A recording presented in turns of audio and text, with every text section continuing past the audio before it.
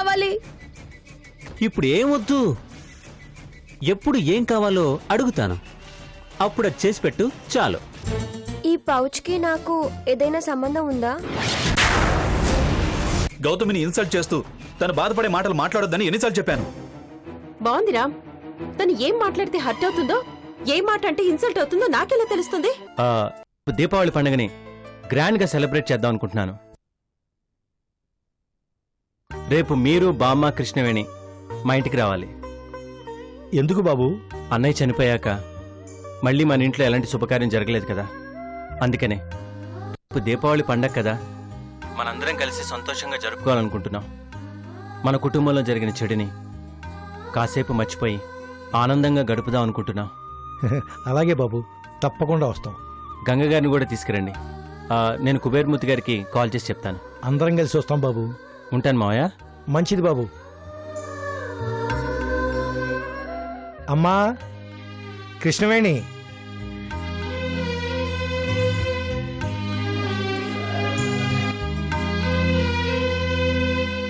రేపు మనమంతా కలిసి గౌతమి వాళ్ళ ఇంటికి వెళ్తున్నాం. అక్కడ దీపావళి పండుగ జరుపుకోబోతున్నాం.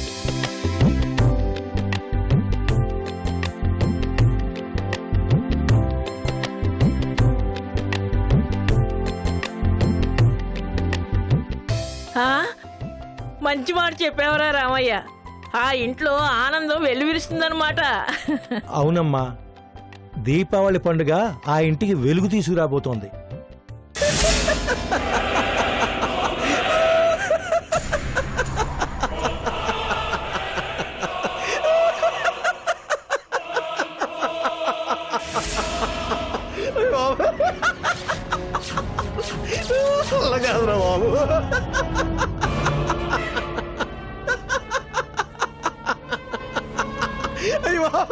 ఎందుకు నవ్వుతున్నావు?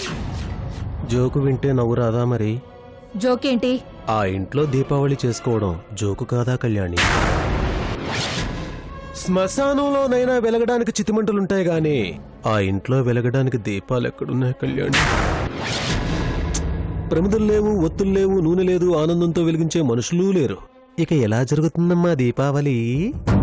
ఆ ఇంటికి పట్టింది గ్రహణం మాత్రమే. వెలుగుని మింగిన రాహువు ఎంతోసేపు ఆ వెలుగుని పొట్టలో పెట్టుకోలేడు. వాడి పొట్ట పగిలి వెలుగు బయటికి చీల్చుకొనొస్తుంది. చా, మాకు తెలియదు మరి. అవును, నరకాసురుడు చచ్చిపోయినందుకు దేశమంతా దీపావళి జరుపుకుంటుంది. మరి మీ ఇంట్లో ఎవరు చనిపోయారని దీపావళి జరుపుకుంటున్నారు? ఈశ్వర చంద్రప్రసాద్ చనిపోయినందుకా? చనిపోయిన వ్యక్తి ఫోటోకి దీపం పెడతారు గాని ఆ ఇల్లంతా దీపాలు పెడతారా? ఆ ఇంట్లో ఏడుపులు పెడబబ్బులు వినాలే తప్ప మతాబులు టపాసులు పేలకూడదు. అంటే మీ అన్నయ్య చనిపోయిన బాధ ఆ ఇంట్లో ఏ ఒక్కరికి ఇంత కూడా లేదు కళ్యాణి. పైపెచ్చు ఆనందంతో దీపావళి సెలబ్రేట్ చేసుకుంటున్నారు. ఈ విషయం మీ అన్నయ్యకి తెలియదు పాపం. ఆ ఇంట్లో జరగబోయేది పండగ కాదు. మేం సంతోషంగా ఉంటే చూడాలనుకునే మా అన్నయ్య ఆత్మ సంతృప్తి కోసం చేస్తున్న సంబరం. అచ్చా, కవరింగా? కన్నింగ్లు కవరింగ్లు నీకు తెలిసినంతగా ఇంకెవరికి తెలీదు. Yes, I know. ఒక్కటి గుర్తుపెట్టుకో, బాధపడేవాడు ఎప్పుడు ఏడుస్తూనే ఉండడు, కాని ఎదుటి వాళ్ల బాధల్ని చూసి నవ్వేవాడు ఎప్పటికైనా ఏడవక తప్పదు. అవునా? నేను పుట్టాను, ఈ లోకం ఏడ్చింది, నేను ఏడ్చాను, ఈ లోకం నవ్వింది, నాకింకా లోకంతో పని ఏముంది? ఏ బాబాయ్, మనకింకా చాలా పనుంది కదా ఈ లోకంతో. చాలా పనుంది.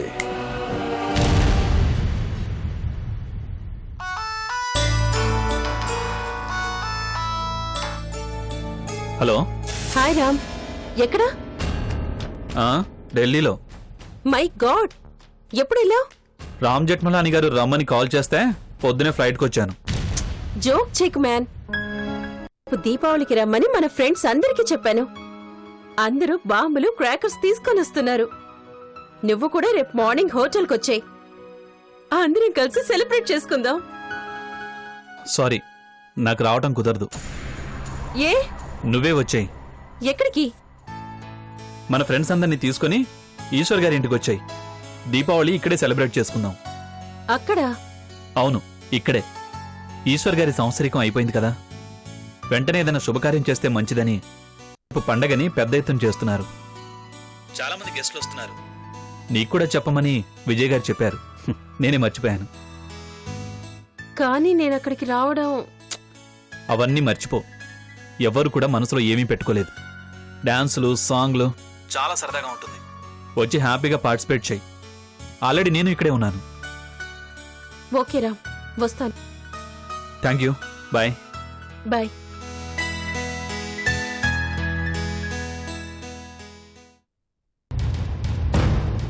ఆ ఇంట్లో రేపు సంబరాలు జరగబోతున్నాయా?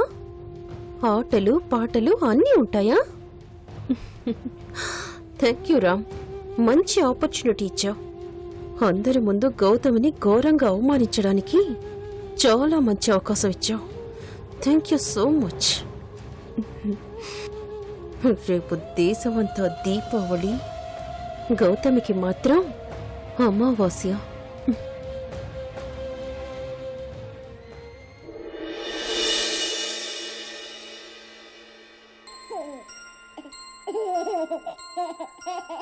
చిన్ని తండ్రి నిన్ను చూడగా వెయ్యి కళ్ళైనా సరిపోవురా, అన్ని కళ్ళు చూస్తుండగా నీకు దిష్టంత తగిలేనురా, అందుకే అమ్మ ఒడిలోనే దాగుండి పోరా, చిన్ని తండ్రి నిన్ను చూడగా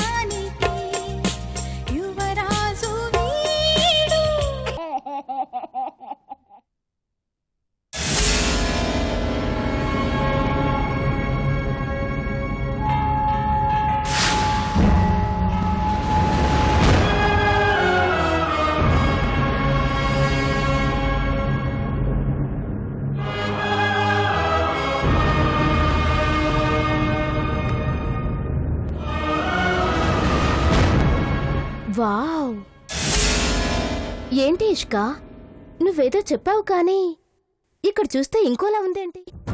ఇంత చిన్న విలేజ్ లో ఇంత పెద్ద హౌసా? సూపర్. షటప్. ఇది కూడా ఓ ఇల్లేనా? నా బెడ్రూమ్ లో బాత్రూమ్ అంత కూడా లేదు. అయినా నేను మీకు ఏం చెప్పి తీసుకొచ్చాను? మీరేం చేస్తున్నారు? అంతా మర్చిపోయారా? అమ్మా ఇషిక, అంతా గుర్తుంది, ఏదీ మర్చిపోలేదు. అవునే, నువ్వు మళ్ళీ క్లాస్ తీసుకోకు. మళ్ళీ క్లాష్ వచ్చిందంటే కుమ్ముతా. పదండి. ఆగండి.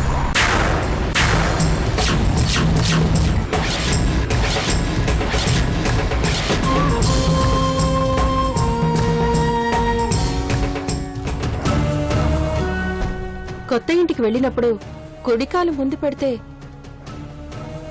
ఆ ఇంటికి మంచి జరుగుతుందట కదా అని అంటారు మరి. లెఫ్ట్ లెగ్ పెడితే బ్యాడ్ జరుగుతుందా అని కూడా అంటారు. ఓహో, నాకు కావాల్సింది కూడా అదే.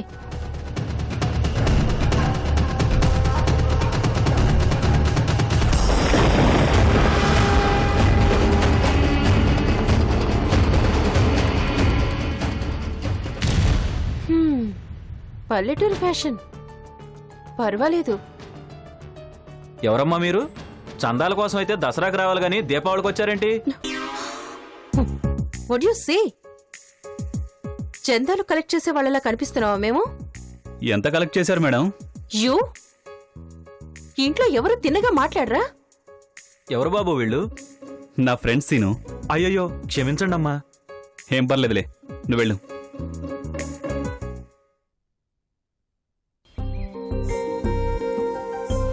పర్లేదా?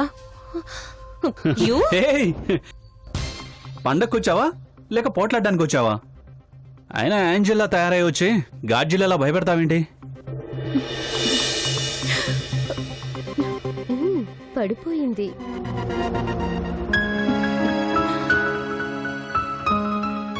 నిజంగా యాంజిల్లా ఉన్నానా? కొంచెం అటు ఇటుగా ఉన్నావు కానీ ఈ మాట మాత్రం ఇంకోసారి అడక్కో. ఏ? తథాస్తు దేవతలని ఉంటారట. తథాస్తు అంటారేమోనని భయంగా ఉంది. నిన్ను హేయ్! అంటే నేను యాంజిల్ అవడం నీకు ఇష్టం లేదా? అయినా ఫెస్టివల్ అన్నావు, పార్టీ అన్నావు, ఏముంది ఇక్కడ? ఏం లేదే.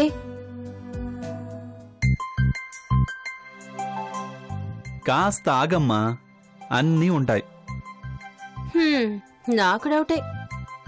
ఇదే సిటీలో అయితే ఎరగదీసేవాళ్ళం. ఇక్కడ ఇంకా ఇరగదీసే ప్రోగ్రామ్స్ ఉన్నాయమ్మా. అయినా వద్దులే, ఎక్కువ చెప్తే తక్కువ ఫీల్ అవుతావు. డైరెక్ట్ గా చూస్తేనే థ్రిల్ ఫీల్ అవుతావు. అంతుందా? ఇంతకీ మీ హీరోయిన్ ఎక్కడా? నా హీరోయినా? ఎవరు? ఇంకెవరు? గౌతమి బాబు. నేను చెప్పానా? మేమనుకుంటున్నాంలే. ఏది కనిపించదే? ఎక్కడ దాక్కుంది? ఓ, బయటికి రావడానికి సిగ్గా? నాకన్నా సూపర్గా రెడీ అయిందా? గౌతమి పల్లెటూరు మొద్దు.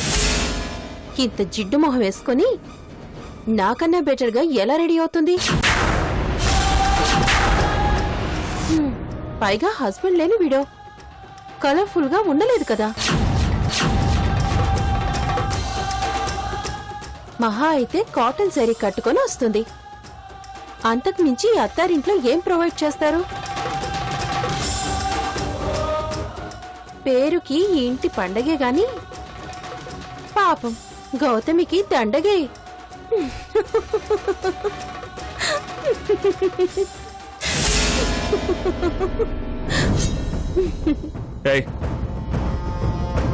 నీ నోటి నుంచి మంచి మాటలు రావా?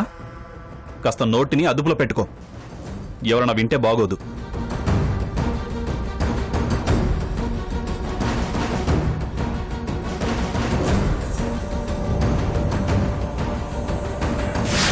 అమ్మా, అమ్మా, నువ్వన్నది నిజం విజయ్. ఇన్నాళ్ళకి ఈ ఇల్లు కళకళలాడుతోంది. అందరం ఆనందంగా ఉన్నాం. ఆ, శ్రీను, అమ్మగారు. వచ్చిన గెస్ట్లకి కాఫీ టీలు ఇచ్చావా? లేదమ్మా, మర్చిపోయాను. ముందు వెళ్ళా పంచుడు. అలాగేనమ్మా.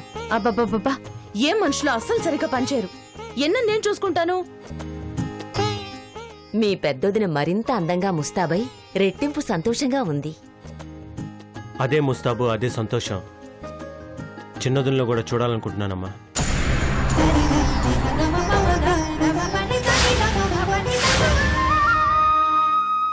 ఏంటి విజయ్ నువ్వనేది?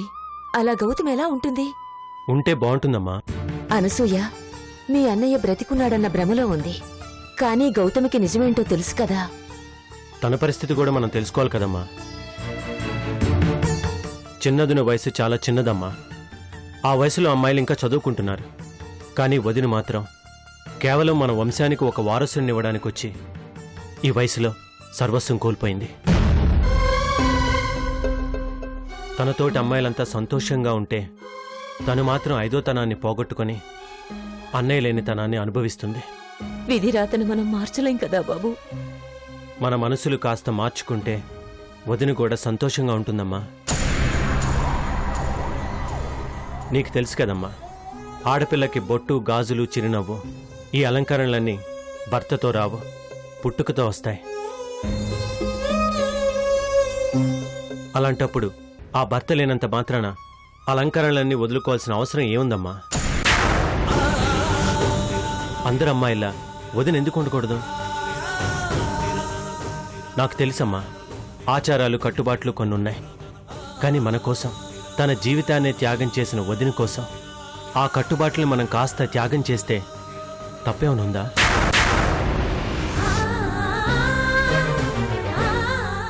చెప్పమ్మా, నాకు వదిన లాంటి చిన్న చెల్లెలు ఉండుంటే మనం తన గురించి ఇలాగే ఆలోచించేవాళ్ళం కాదా? రుద్ర రూపంలో 100 ఏళ్ల పండుగనిచ్చిన మన వదినకు ఈ పండుగని మనం కానుకగా ఇవ్వలేమా? ఒక్కసారి ఆలోచించమ్మా. వదిన సంతోషంగా ఉంటే ఎక్కడున్న అన్నయ్య సంతోషపడతాడు. మొదట్నుంచి మూఢనమ్మకాలు, కట్టుబాట్లు ఎదిరించిన అన్నయ్య వదిన అలంకరణ చేసుకుంటే తప్పకుండా అంగీకరిస్తాడు.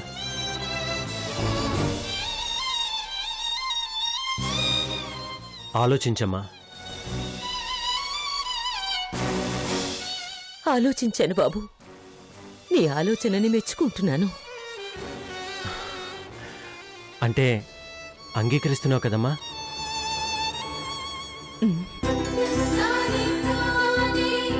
మీ అన్నయ్య సంతోషిస్తాడంటే నేనెందుకు కాదంటాను బాబు. ఈ దీపావళి గౌతమి జీవితంలో కూడా వెలుగుల్ని, నవ్వుల్ని తీసుకురావాలి. థ్యాంక్స్ అమ్మా. Thank you very much. వెళ్ళు బాబు, వెళ్ళి గౌతమిని కూడా ఒప్పించు.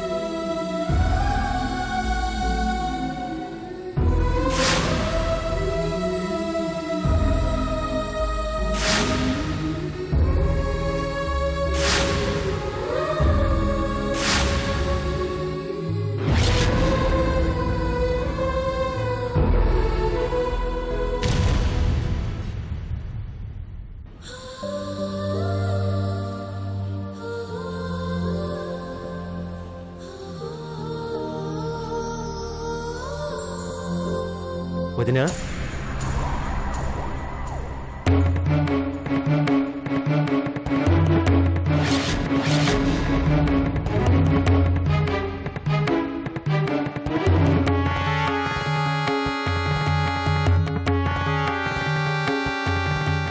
వదినా అర్జెంటుగా నీ గెటప్ చేంజ్ చేసి ఇవేసుకో